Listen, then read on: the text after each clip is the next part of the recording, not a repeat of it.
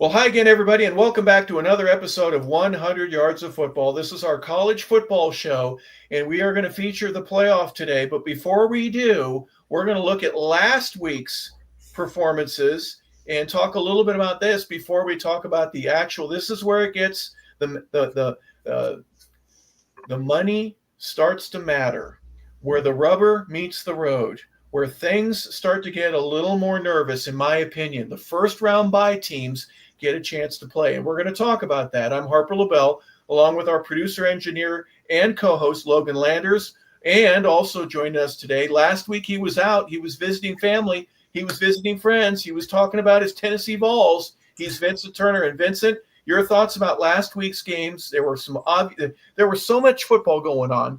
My head was spinning by the time that you get through last week and the 21 different bowl games that we got to feature aside from the first round of the playoffs. So give us your thoughts about last week and what you thought was impressive to you about the strategy, the way that this is going to be shaped in the future, and what they're doing right now. I like to say first and foremost, I'm glad to be back. How you doing, Logan? How you doing, Harper? Harper put that so way like Shakespeare. Did y'all see that? Like Shakespeare. Of course, and to you, Mr. Stephen Travers, I hope you're doing well and I hope we see you on Thursday. Last week what stuck out was a very embarrassing time for me being a University of Tennessee fan. I really couldn't believe what I saw in that football game. It was total domination. But it was one play in that game. Remember, in the first series of the game, Tennessee defensive end Bryson Eason got a sack on Will Howard, and they called him for a face mask penalty. From that point of the game, Tennessee just did not seem like they belonged there. And then Dylan Sampson decides to take himself out of the game because he said he got a hamstring, and I was really disappointed. And then Tim Banks, the defensive coordinator, we're going to get to our college football segment. Why in the world are you playing man-to-man on the top on one of the best receivers that's ever played this game in Jeremiah Smith, who might be the best football player at their position ever at Ohio State? Those three things stuck out to me throughout the whole week when I was in Memphis, Tennessee. That bothered me. And then finally, I love the story of Colorado. Travis Hunter, Shedeur Sanders, Deion, I love you. But man, come on, man. Come on, man. National television against BYU in that performance. Come on, man. Back to you, Harper. Well, good thing you only had three things, but then there was a little bit more with Tennessee, so we'll get a little bit more. One of the things, Taylor McGregor, a friend of mine, she did the interview with Deion before the game, and he's got his glasses on, but tears are coming down. It was a very emotional time for him with his sons, and you forget sometimes the emotion of the game when you're dealing with your children and you've coached them. And this is the last time that you're going to get to do it in that manner. A lot going on, but you're right. The Buffs somehow or another just failed to show up. Or BYU was a lot better than we thought. I think Ohio State is a lot better than we thought. I think Notre Dame showed that they were a lot better than we thought. Logan, tell me where I'm wrong, or what other items that you were able to notice from last week's game. Yeah, so I mean, like you said, Hartford, there was tons of football on this past week. I mean, you couldn't flip a channel and not see a game.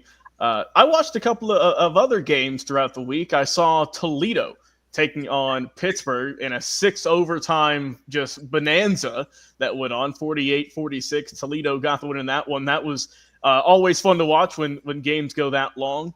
A bit disappointed also, guys, in our local team. Georgia Tech fell to Vanderbilt in the Birmingham Bowl, 35-27. So a little bit disappointed for Tech in that one. Hopefully they could have won and capped off a nice season, but they can use it as motivation for next year. But like you said, touching on Colorado, disappointing into their year.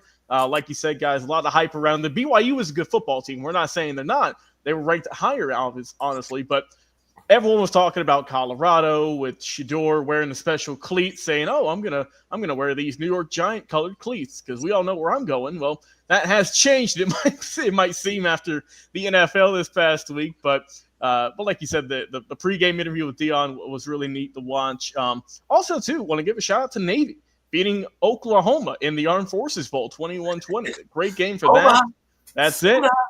And a rough welcome to the SEC year for Oklahoma. All in all, just one you can hopefully can pick up on next season. And for Navy, I mean, my God, what a year they've had. Bo Horvath has really had a really good coming out party, and he's done really well. But like I said, a lot of really good games this past week. And Harper, I know one you're excited about is your USC Trojans getting the win over the Texas A&M Aggies 35-31. So I know you were happy to see the result of that one. Yep, I love watching SC and bowl games, even if it's not a Rose Bowl. But my Colorado State Rams ended up losing in the Snoop Dogg Arizona Bowl. Yeah. How about that? There's a picture of one of my buddies that I played college with Snoop in the background. This is in the locker room just before the game. So, that's it's all cool for the kids, and that to me is really important. All these great games that are going on. There's a few today. If you don't mind us, while we're recording this show, the ReliaQuest Bowl, which is taking place in Tampa and Raymond James Stadium, and between Michigan and Alabama, guys, there's got a lot of players that are going to be playing one day again in Raymond James, but they'll be doing it wearing a professional jersey. But your thoughts about a couple of the games today? I'm going to mention the ReliaQuest Bowl. Then later on at 2:00 Eastern, that game just started. Tony, the Tigers Sun Bowl, that's Louisville and Washington from El Paso, Texas, at Sun Bowl Stadium there, where the University of Texas El Paso has their home games. The Cheez-It Citrus Bowl between South Carolina and Illinois, that game is in Orlando at Camping World Stadium. And then finally, of the regular bowl games, the Kinder's Texas Bowl, which is between Baylor and LSU. Who thought at the beginning of the year that LSU would be playing in the Kinder Texas Bowl at Energy Stadium there in Houston? That game is due to start in about 45 minutes at 3:30 Eastern time. Anything stick out to you? First and foremost, Vincent, we'll go with you. Of course, Michigan, I can say this to Sharon Moore. Bryce Underwood is on his way. Very surprised. What's the score in that game, Logan? Michigan and Alabama? So Michigan actually just got a field goal as we just started here, guys. So the current score with 7 minutes, 21 seconds remaining in the fourth quarter, Michigan Wolverines up 19-10 against the Alabama Crimson Tide. And as far as you, the University of Alabama, I'm going to keep this short and sweet. I lobbied hard for y'all that y'all should have been in the college football playoffs. I cannot believe y'all losing this football game today, 19-10, with Jalen Merrill playing the game and even saying he wanted to finish the process. And I know they've had some players that are cleared for the draft or went into the portal. But Alabama, you're a better team this year. You lose this game. The people in Tuscaloosa, I'm going to say it again. One of the fans called in on you, Caleb DeBoer, and he said that you took Alabama from being Beyonce to Whoopi Goldberg. Back to you, Hawk. That doesn't get old. That's funny every time I hear it. I'm sorry. It's pretty interesting. All right, Logan, back to you. Let's go. Aside from the ReliaQuest, any other games here today later on that stick out to you? Yeah, I'm going to be keeping an eye, Harper, on the Cheez-It Citrus Bowl between number 15, South Carolina, and number 20, Illinois. We know South Carolina was, if not the hottest team to end the season, then certainly one of. They had that mad dash at the end to try and get their way into the top 12, just missed it. So I know that they're hoping, to win this game here against Illinois, who's had a really good season. They're both 9-3 on the year, hoping to pick up another a win to cap off their year. Baylor and LSU, like you said, I never would have thought LSU would have been in the Kinder Texas Bowl playing against Baylor. But you're hoping that, for that program that they can end on a high note there. And also just a quick score update for Louisville and Washington. They're about to close out the first quarter, 27 seconds left. Louisville's up 14-7 over the Huskies, and that is in the Tony the Tiger Sun Bowl. So still a close game in that one as it's going on early. Yeah, whether it be pregame, halftime, postgame, I'll take a bowl of Frosted Flakes anytime. That's one of the best cereals ever made. Just enough sugar to get you going in the morning. All right, now let's get to the real stuff, if you don't mind. Let's put up our graphic that we've got here for the college football playoff. Last week there were some great games. Notre Dame ends up winning So does Penn State. I thought Penn State kind of dominated, guys. I think they were pretty solid. SMU couldn't pull the magic out in terms of coming up with some late scores. Penn State's defense is for real. Texas ends up advancing in probably the closest of the games that took place last week, and then Ohio State gets to move on, and they get to play tomorrow against the University of Oregon, the number one team.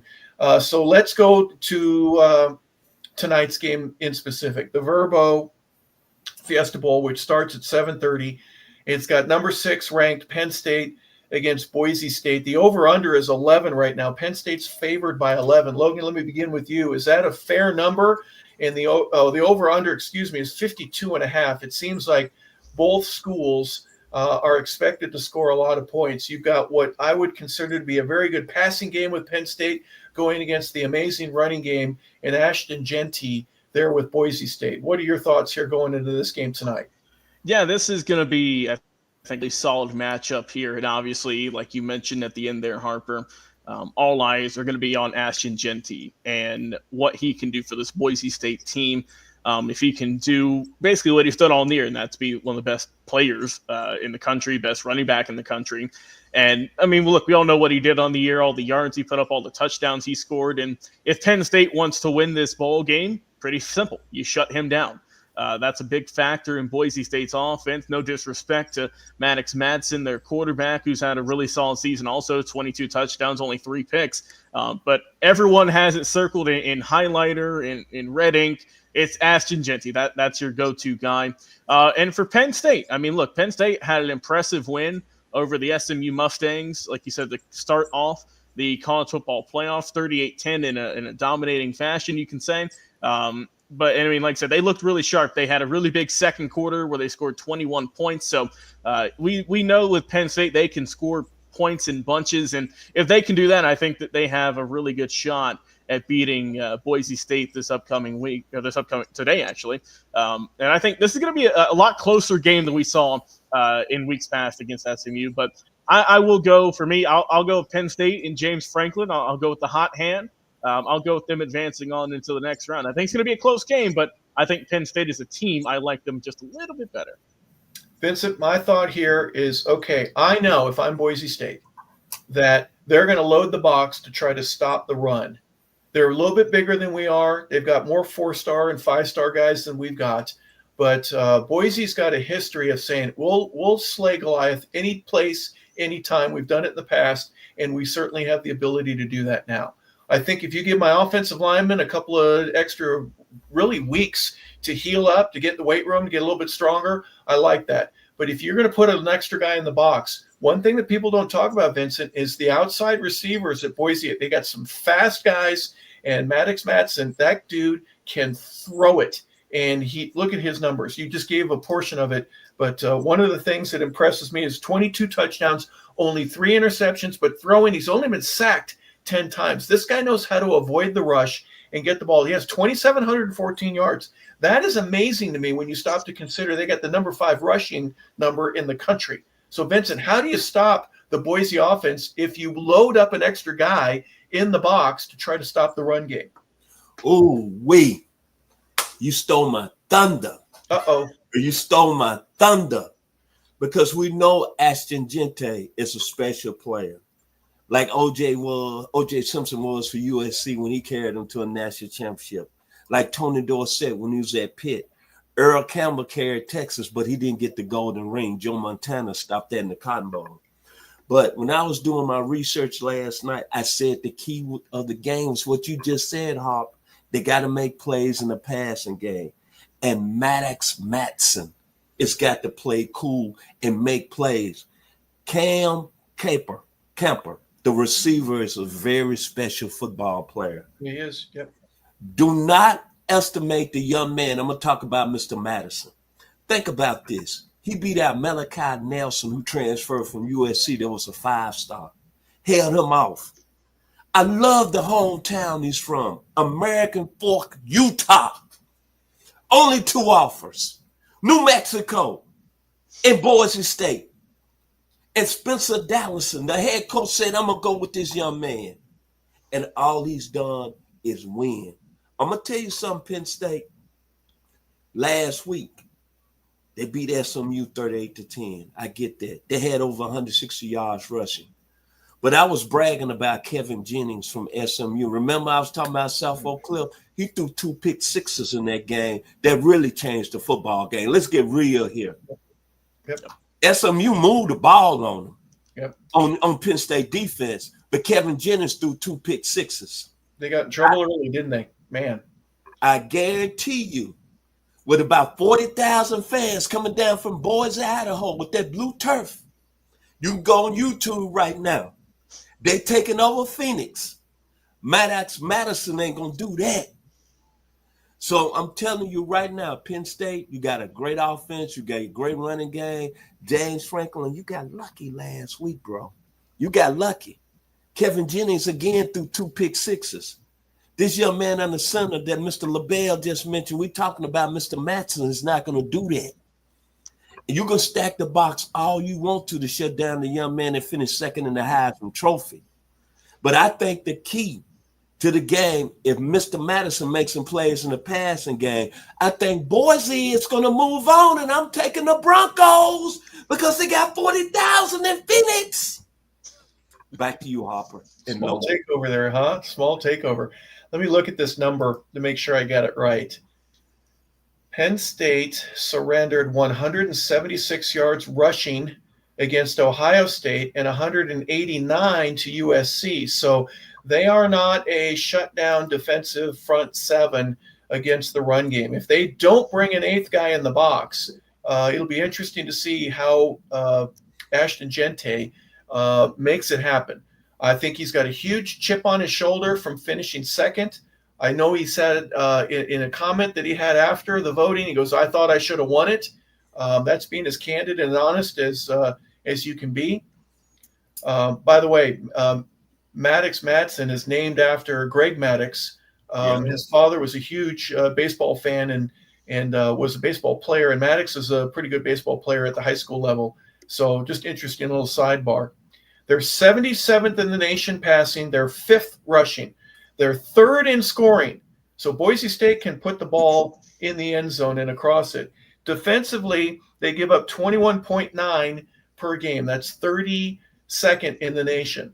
So that's reasons why you should support Boise, is because they can stick with anybody and they might end up getting a squeaker. I think it would be close. I'd be very surprised if they have a blowout. If they get 42-21 or something like that, that would be a surprise. But I think they're capable of it.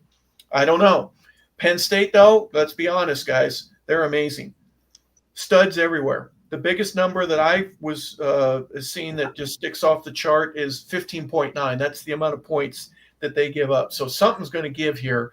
They're 7th in the nation defensively, and I think Tyler Warren, their tight end, is going to have a huge game. He may have 12 receptions. He could have much more. Anything else before we move on to the next game? Did I miss something, or is there a point that you guys want to make sure before we move on? But this is the Fiesta Bowl later tonight.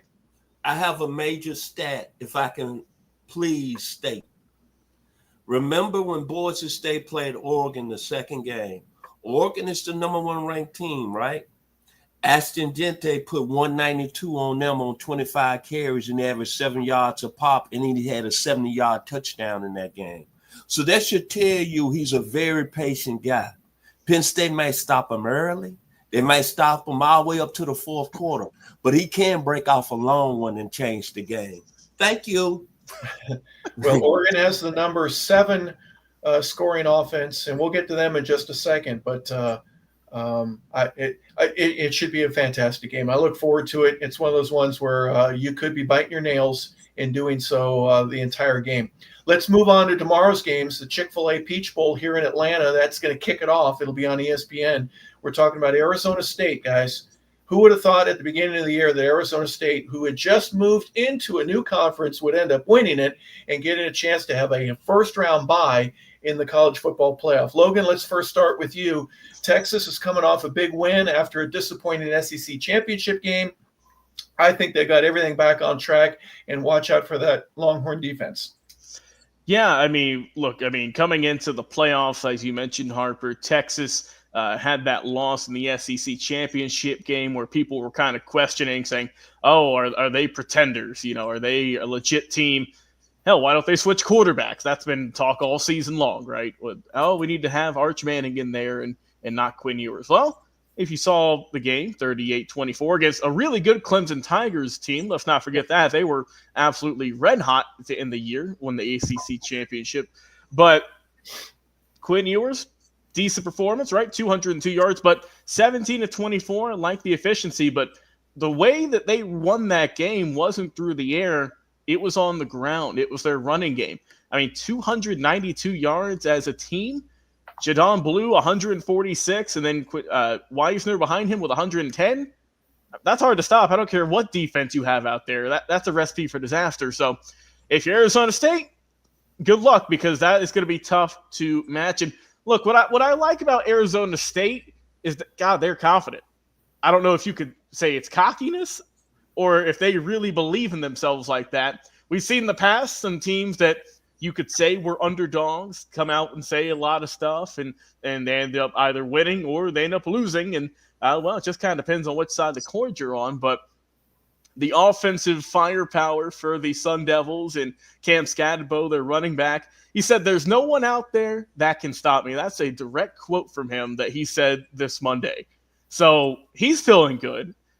His quarterback, Sam Levitt, he's still behind some earlier comments he said. He said he's going to prove he's the better quarterback against Texas. So whatever they're doing out there, whatever they got in the water in Arizona State, they're believing. Let's not forget this is a team that won their conference, that got a bye, and is a higher seed than Texas. That's just how that's shaken out. So they believe in themselves. Now, we'll see. This is tough competition. Texas, Arizona State, it's going to be a tough matchup, but I think I will have to go with the Longhorns getting this one. And look, it better be the Longhorns for this one, or else I think there's going to be a lot of angry Longhorn fans not too pleased with Mr. Steve Sarkisian at the end of this game. So we'll see how it goes, though. Well, Vincent, he brought up the water. There's not a whole lot of it in Arizona were it not for the Colorado River. So what are they putting in it? What's going on with those Sun Devils? I mean, they're surprising everybody. And Scatterbo with a comment like that, that's fodder for the number one defense here in the country. Hey, I love the swagger. I was shocked. I like what Logan just said about Mr. Scatterbo. He was on Buck Belu's show, a guy that's been on that show, and he said point blank, nobody can stop him. I don't care if you're the number one defense in Texas. I'm going to start with Arizona State. Kenny Dillingham. Let's talk about him first. Arizona State was picked to finish last in the Big 12. And I know a little bit about Mr. Dillingham. And, yeah, I was upset over the Tennessee loss. But you know what Mr. Dillingham was in 2016 and 2017? That's right. He was a grad assistant in the 901 in Memphis, Tennessee. He was the offensive coordinator in 2017.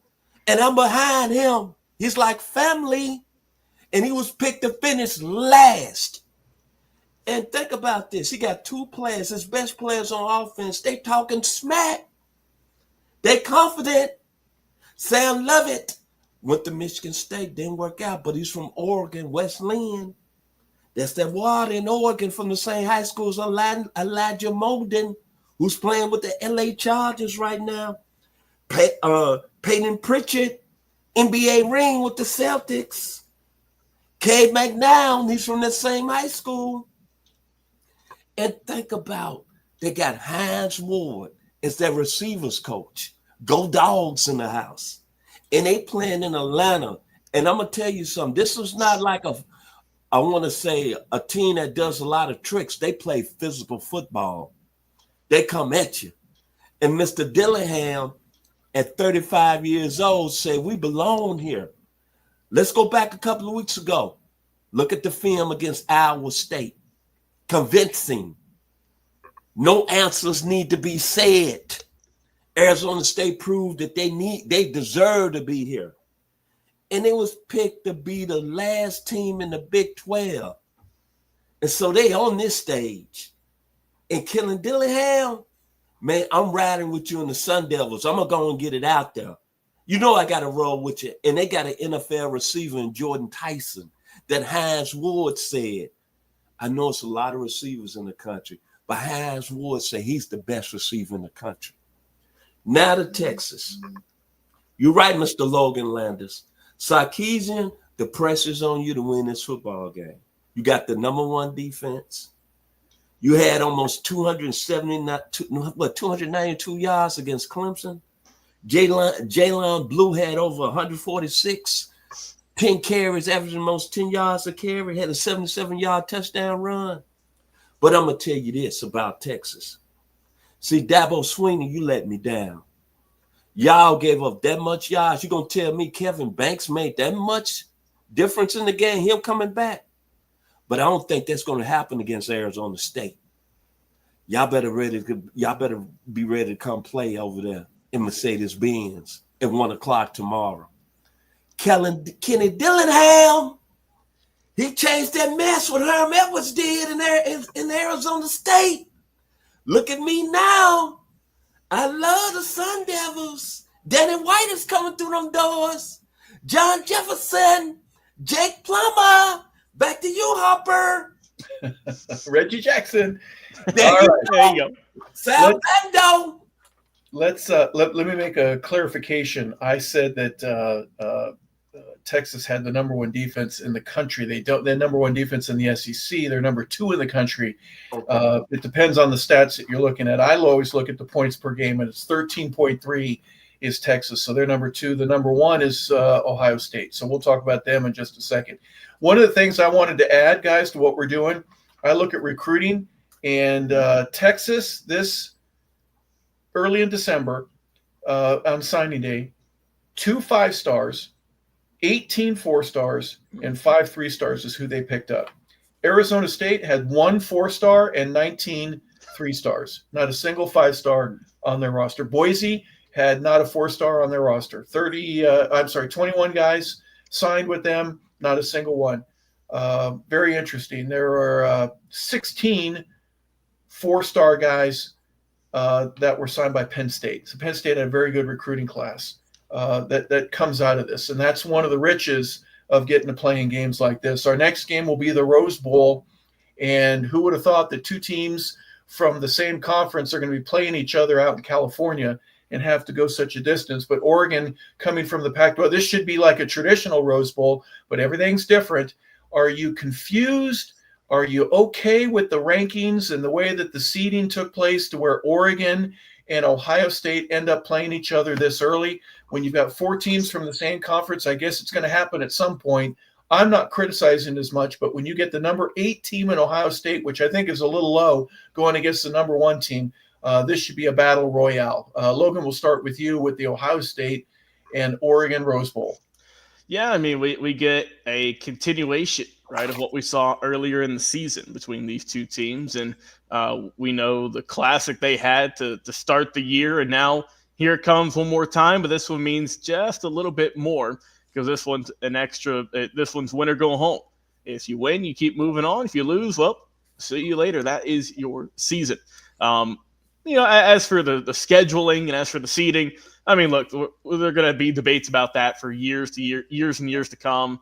It would have been nicer for it to be, maybe the next round, sure, but hey, that's just the cards that we're dealt with. But looking at these 2 teams, Ohio State, I was really impressed with how the Buckeyes handled business in their matchup against Tennessee, 42-17.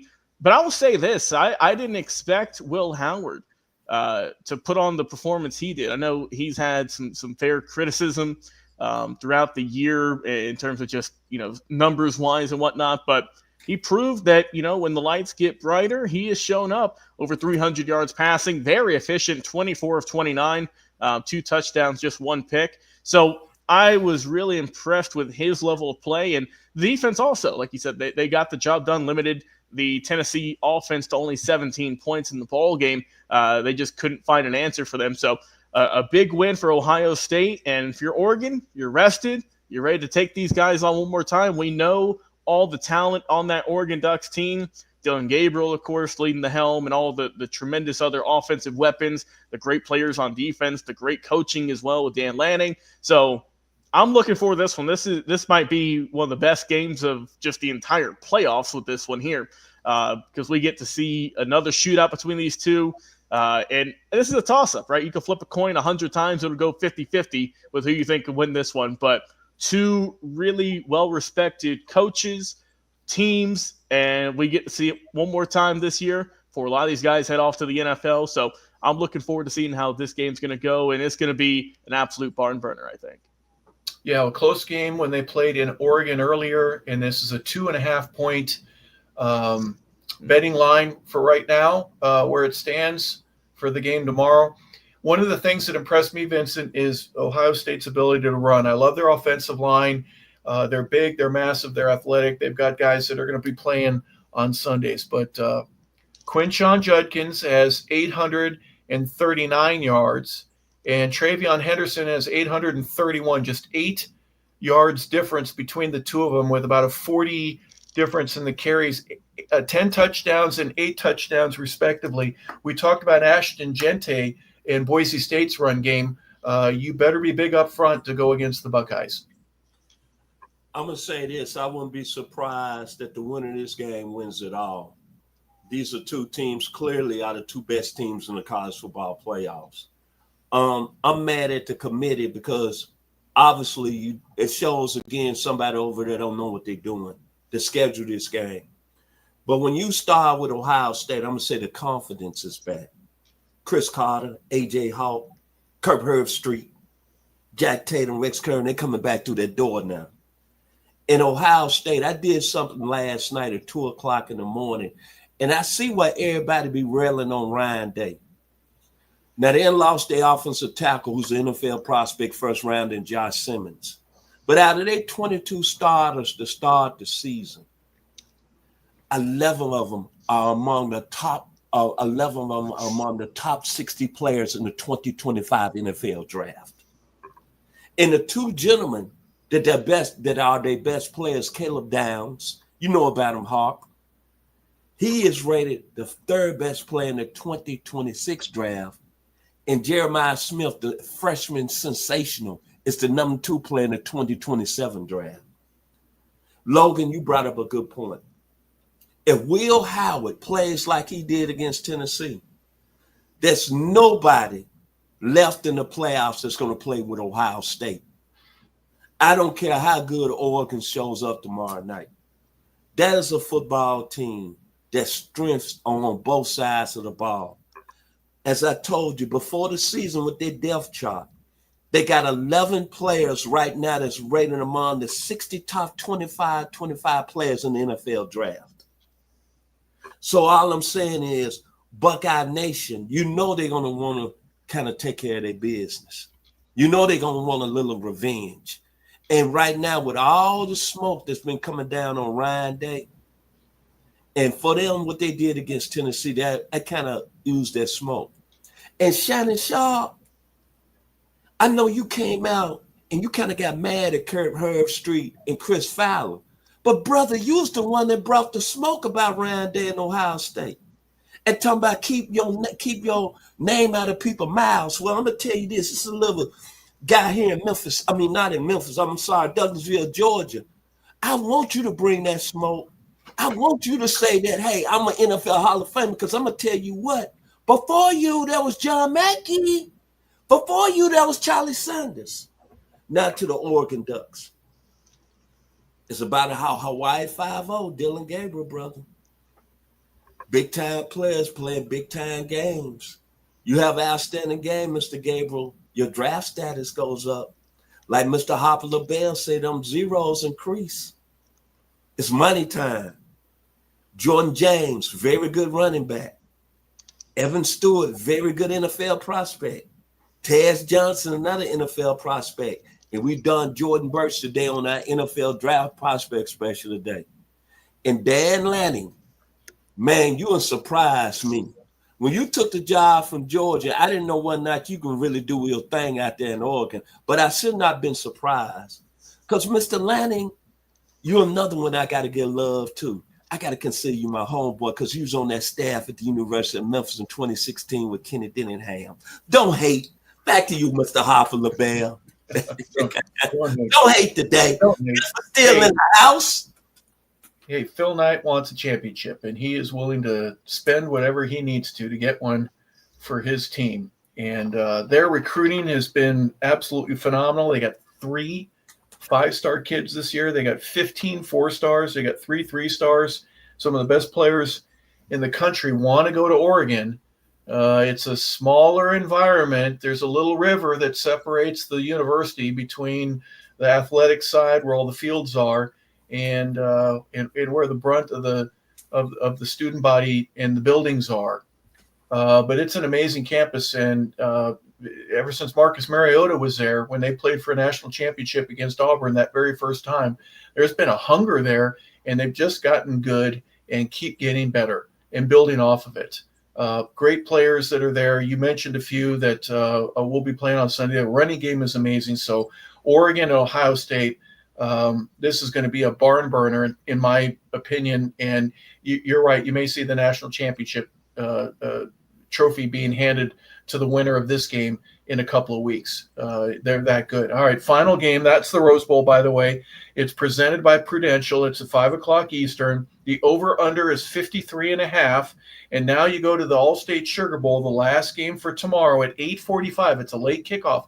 Not quite as bad as the old Miami Orange Bowl used to start at least at 9, and it depended on whether the Rose Bowl ended early. But the over-under in this one between Georgia and Notre Dame is 44.5. Guys, nobody thinks that either of these teams are just going to scorch the scoreboards and score a lot of points. But the number 2 seed at 11-2, University of Georgia, the SEC champions, take on Notre Dame. With that one loss that they have, they're 12-1. Vincent, let's begin with you. What about this game is going to be impressive to watch?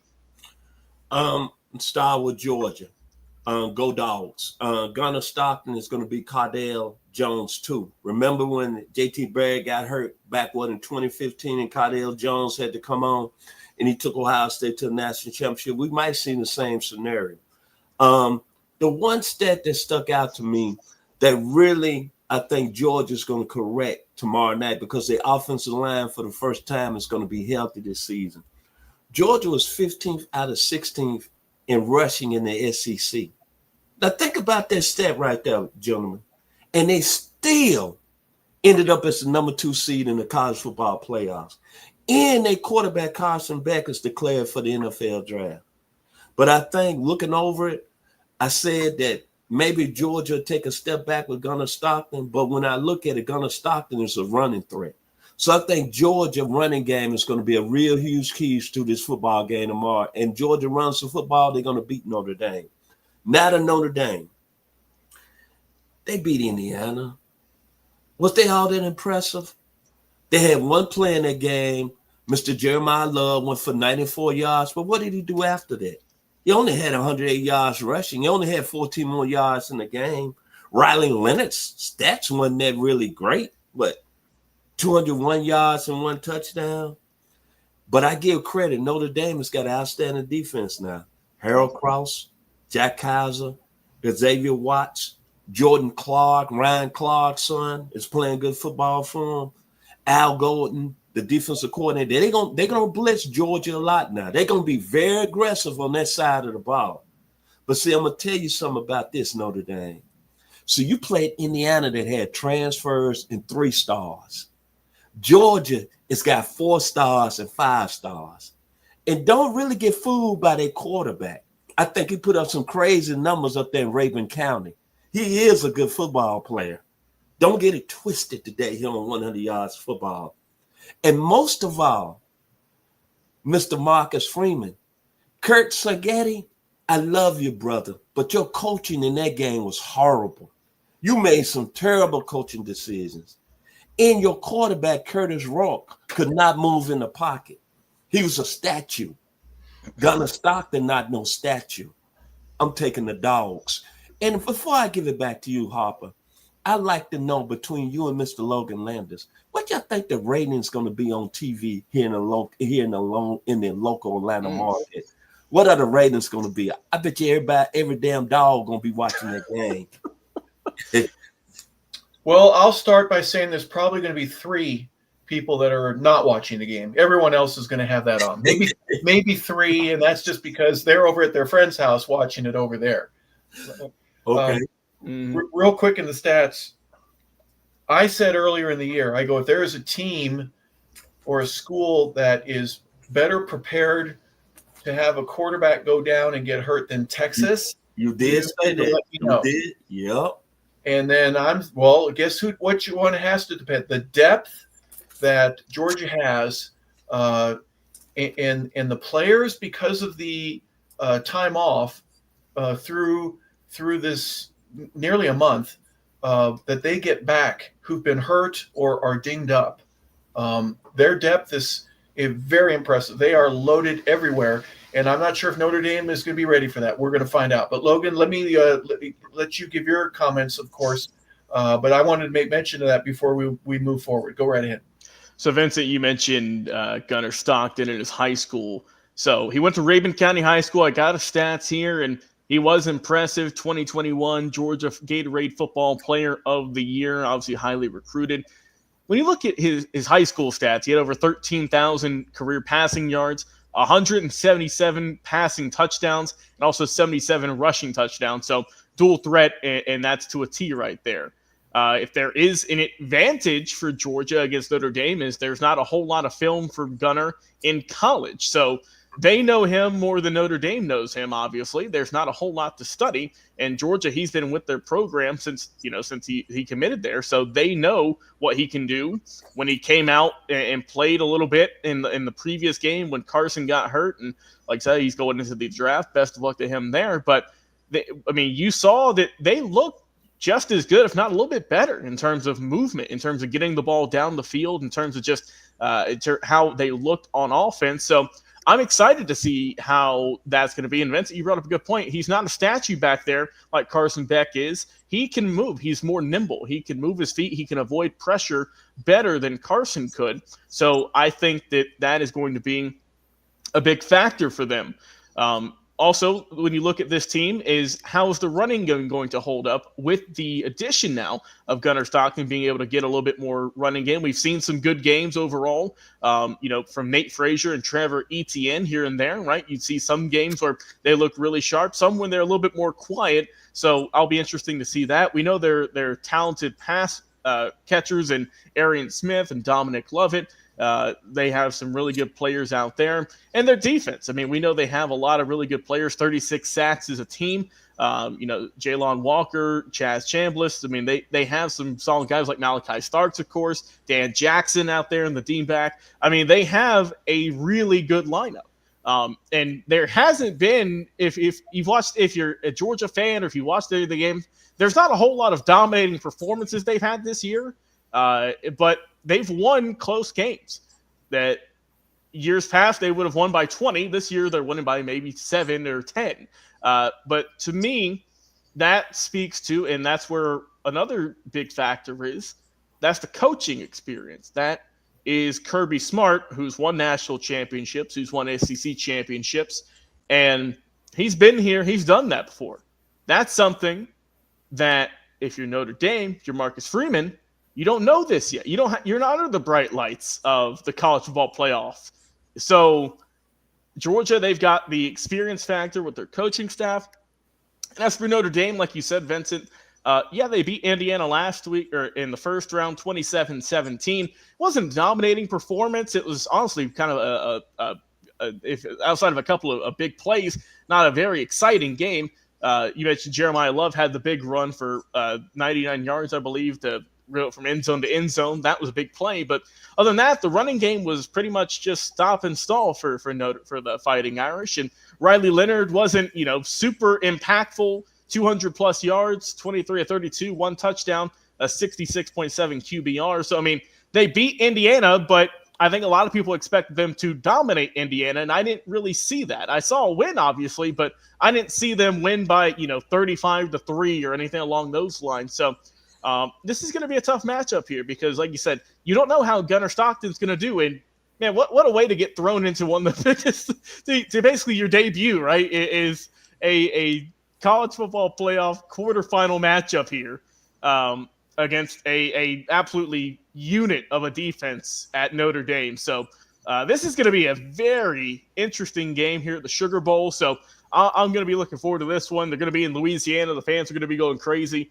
And I'm going to be watching this game. It's going to be a good one, and it's a good one though. I'm looking forward to see how Kirby Smart and Marcus Freeman are going to battle each other. Tell me, guys, if you don't mind, strength of schedule. If you look at the 5 ranked opponents that Georgia has played, Texas twice. I'm not counting them twice, but you had Texas, Tennessee, Ole Miss, Alabama, and Clemson to start the year. Okay. And then Notre Dame, if you want to compare it, Indiana last week, they're obviously a top 25 team. Texas A&M at the beginning of the year, Louisville, Navy, and Army are rounding it out for them. I just think there's a big difference between the strength of schedule. I think for obvious reasons, Georgia has played a tougher schedule, and Kirby can use that to his advantage. Guys, we've played the best teams in the country just from our conference alone. How much of that do you think comes into play? Because if you look at the numbers, Georgia is the least impressive of the teams that here. They're 11th in terms of passing, but their leading passer is going to be on the sideline. Yeah. He's going to have a sling because his arm's been operated on. They're 100th in rushing, they're 26th in scoring, and they're 20th in scoring defense. Notre Dame is 101st in passing. They don't pass. They're 11th in rushing, they're 4th in scoring, and they're 3rd in defense. Vincent, we'll start with you. Do those numbers mean anything to you? I'm gonna say this, and I'm gonna keep it honest. It don't really mean anything to me because I'm glad you brought up the schedule. Right now, when you look at college football, let's give kudos to Kirby Smart. Right now, he's the best coach in college football. Through all those numbers, and let's face it, Georgia has not really, in my mindset, watching them play, has played a complete game where they've been flawless. They had receivers and drop passes. They had a quarterback that threw 3 interceptions on the road at Texas. Their defense has played inconsistent. Georgia Tech owned them. But when you got talent and you got a man over there that I guess studied under Nick Saban, a guy that was a D coordinator at Alabama, a guy that got hired in 2016, there was one thing that Kirby Smart said in the press conference. He was going to change recruiting. And you know what he said? Gentlemen, and to you, Harp, and to you, Logan, I must keep the borders of Georgia closed. I'm finna shut it down. We need to start in the city of Atlanta, in the borders in the state of Georgia. And it's kind of just the numbers you just brought up, Harp. It just tells you how great a football, I'm not even going to say good, how great a football coach Kirby Smart is. There's NFL teams right now that's after of him. He can name any job, any money level he wants. And I always go by what the players feel about you. The Philadelphia Eagles, Dog Nation 2. Jordan Davis, Jalen Carter, Nakobe Dean is from Horn Lake, Mississippi. They graduated with an engineering degree. They're starting for a middle linebacker for the Philadelphia Eagles. 20 miles from my hometown, Memphis, Tennessee, said this about Kirby Smart. The reason I went to Georgia, Kirby is going to be brutally honest with you. Kirby going to make sure you do what's right. But Kirby is going to stay with you through tough times. Look at all the problems Georgia's had over there. But some reason, somehow, he still does not seem like he throws them players under the bus, and he still has their respect. And I don't have to get in that today. We know what we're talking about here, and y'all know where I'm going. But look at Georgia. And I'm going to give it back to you, my last comment. When Gunnar Stockton was named the quarterback, all from last week up till yesterday, Malachi Stark said, we're going to be all right. Tate Ratliff said, we're going to be all right. Some players on the defensive side of the ball, we're not going to miss a beat with Gunnar Stockton in the lineup because that's a culture, and we believe in him. And that's why I'm taking the Dogs tomorrow night against Notre Dame. Back to you, Mr. LaBelle. Well, Vincent, Logan, same question to you. My concern is the numbers are real, but guess what? You know what? The players don't play with numbers. They play with heart. They play with grit. They play with body, spirit, and soul. They throw it all out there. Your thoughts regarding The numbers don't favor Georgia, but in many respects, the fact that they've got a deep roster that should. To go off what Vincent said, I don't think there's any coach in college or even the NFL, perhaps, that makes better halftime adjustments than Kirby Smart. I mean, because you see how, especially this season, that Georgia might look rough. Like I said, look at Georgia Tech, look at Texas, look at some of the other games they've played. And they look not great in the first half, but they go into halftime, right? You go into the locker room, feel a little bit down, saying, "Man, we could have done better." But whatever he says in there, whatever speeches he says, whatever words we can't use on the air, he says to those players, it works, it clicks, and 9 times out of 10, Georgia comes out in that second half like a brand new ball club. Like they got a fire under them. Like they want to run through a brick wall for this man all over again. And like Vincent was saying, that's the testament to a good coach that's dealt with all of the off the field adversity that the program's had in the last year plus, that has dealt with a lot of guys leaving just to get drafted in first, second rounds. And I mean, look at all the guys who were dominating at the NFL level that went to Georgia, even just rookies that were in there for one season.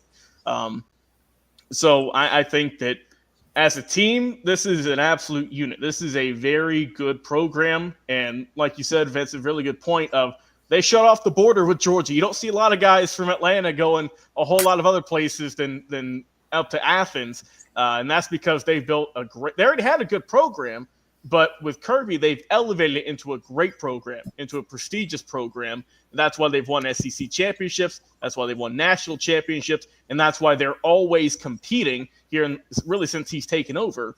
And that's because of the culture change in terms of the locker room.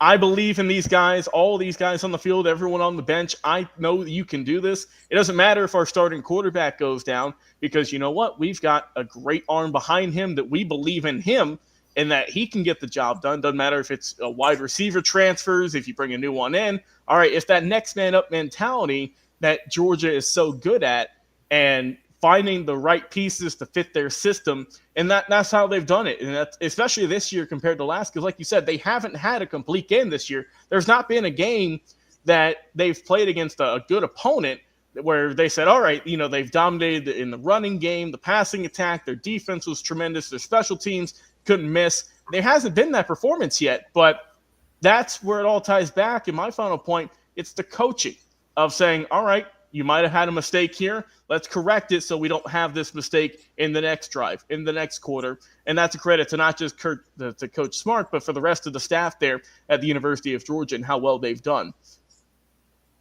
Yeah, I agree. For whatever reason, they may not have the best team they've ever fielded, but guess what? They're still there. They're there for a reason. You mentioned the recruiting real quick, Vincent. 2 things. One, of the ESPN 300, so I'm going to assume there's 300 players out there that ESPN has ranked as the best. Georgia got 15 of them this year. 15. That's 5% of the kids are in the 300 are just going to Georgia. From Savannah, Warner Robins, Ellaville, Folkston, Milton, Parkview, Atlanta Westlake High School, Valdosta, Evans, Douglas High School, Milton again, North Atlanta High, Raven Gap. Yes, do they go outside the state? You better believe it. They're bringing in a kid from Rancho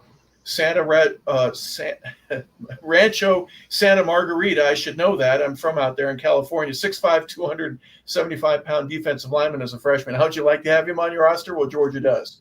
Kids from Florida, kids from Indiana, the best kids from Missouri, they're all coming here, and they want to. So Kirby's kind of held true with that. One key stat that I wanted to mention, at least for this game, Peyton Woodring is the kicker. We never talk about the kickers. Yeah. I kind of did a analysis for these 8 teams. Okay. He's 47 out of 47 on extra points. He's 20 out of 22 for field goal, 90.9%, so just under 91%. Mitch Jeter for Notre Dame, 48 out of 48 with his PATs. He's only 8 for 15 with his field goals. He has the lowest kicking percentage going into this. If the game goes down to a field goal at the end and it's from 51 yards, who do you want to kick for you?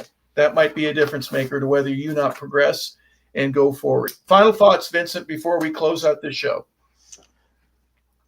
Well, looks like Vincent has hopped down here, Harper. Oh, we lost him. I didn't even notice that. So like, final thoughts from you, Logan, real quick. Yeah, just final thoughts. Really good slate of 4 games here, Harper. Also, we do have an update, by the way, on some of the earlier games that we were talking about. The University of Michigan, they pulled off the upset. They beat Alabama 19-13.